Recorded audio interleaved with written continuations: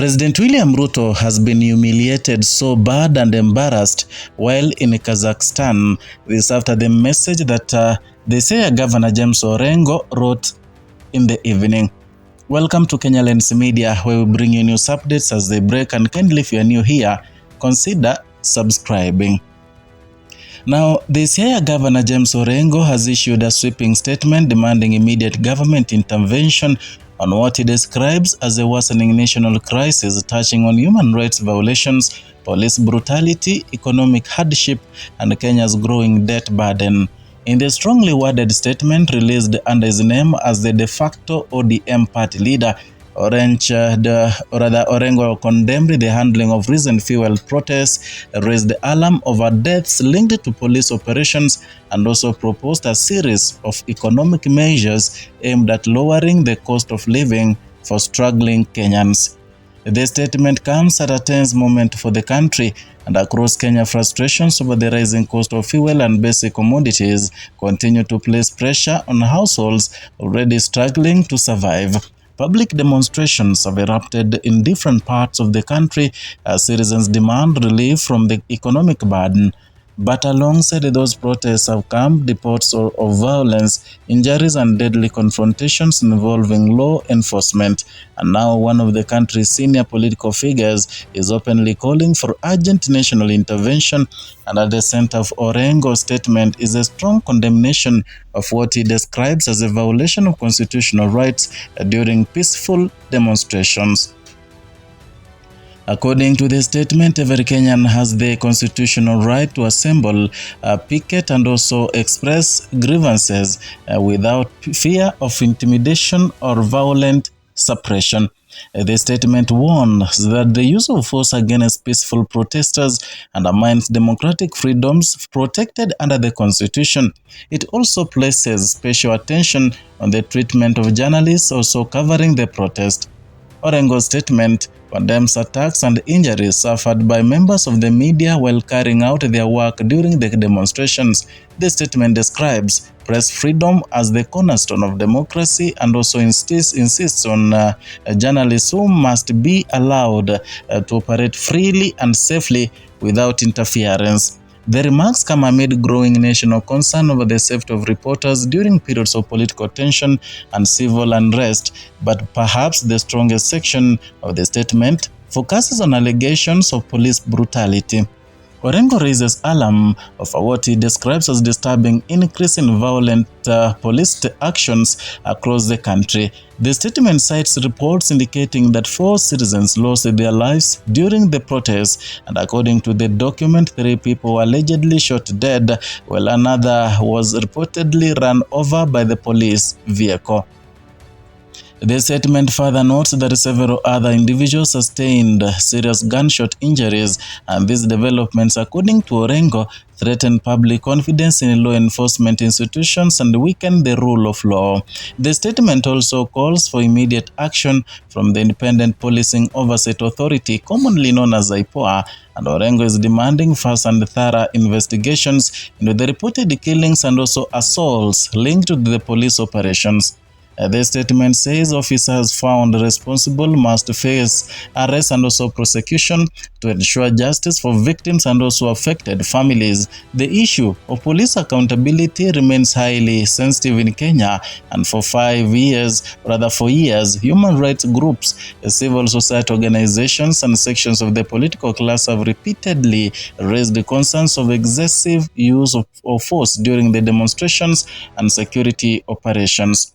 And as economic frustrations continue to rise, fears are growing that confrontations between protesters and also police could become even more frequent. Beyond the protests and also security concerns, Orengo's statement also shifts focus to Kenya's economic situation.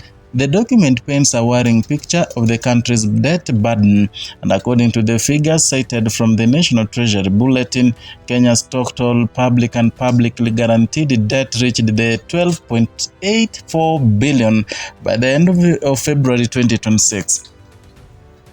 The statement notes that this has pushed the country's debt to GDP ratio to 69.5%, and that figure is now approaching the historic peak of 73.4% recorded in 2023.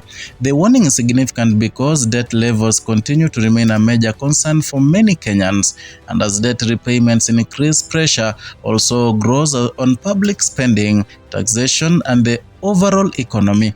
For ordinary citizens, the impact is often felt through rising prices, higher taxes, and also reduced disposable income. And for many families, the cost of living has become one of the biggest daily struggles. Fuel prices, in particular, have become a major source of public frustration.